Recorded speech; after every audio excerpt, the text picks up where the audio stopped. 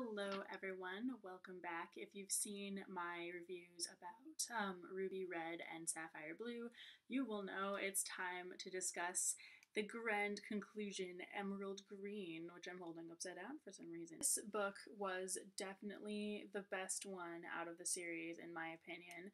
I know some people don't really like this one as much as the rest of the series, but I thought it was my favorite. It could have something to do with the fact that we no longer have an abundance of just too much whining about Gideon from Gwyneth, and there's more focus on the plot. Some things I really, really like about this series.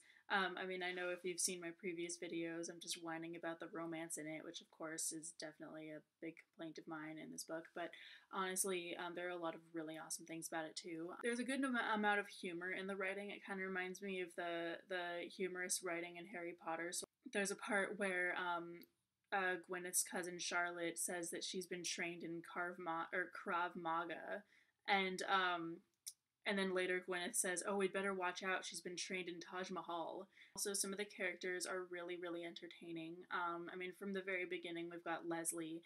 She's pretty much the best character in this whole thing. We have Zemarius starting in the second book.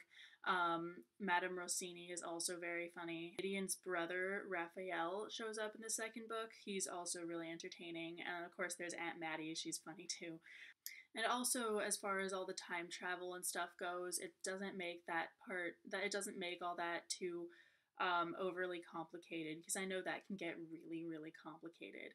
One complaint I had in this book specifically is, well, not to give anything away, this is an entirely spoiler-free review, but the big secret about Gwyneth's mother.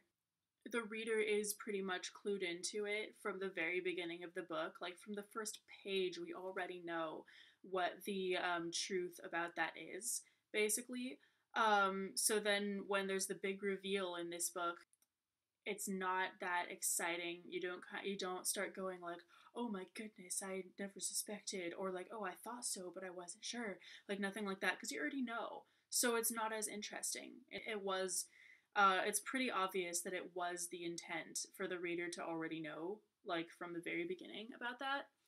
But I think it might have flowed a little bit better if that wasn't the case.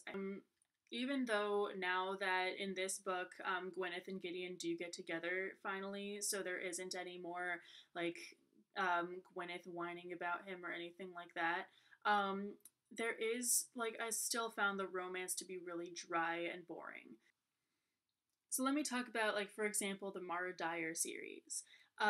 You know that in that series, if you've read it, Mara and you really feel the chemistry between Mara and her boyfriend Noah. So every time, like, one of them, you think one of them is gonna die or has died or has to die for the other one to live, you really feel sad. You kind of go like, "Oh shit, what are they gonna do without the other one?" Similar stuff kind of happens in this book, where, like, you think one is going to have to die for the other to live, or you think one has died. That kind of stuff, like, that happens a couple times in this, and I really didn't feel it. Like, honestly, every time that happened, I kind of thought like, okay, so, like, they're dead, big deal. It wasn't heart-wrenching like that example from the Mara Dyer series is. Yeah, so I thought that the romance could have been done a lot better, and probably that could have been really easily fixed if Gideon was a little bit more, if he had more of a personality. That is Emerald Green. It is definitely awesome. The whole series is really pretty good. You should totally check it out. Let me know what series I should review in 3 parts next. It has to be one I haven't read yet, so that I can make a review for each one without having read the next ones like I did this time.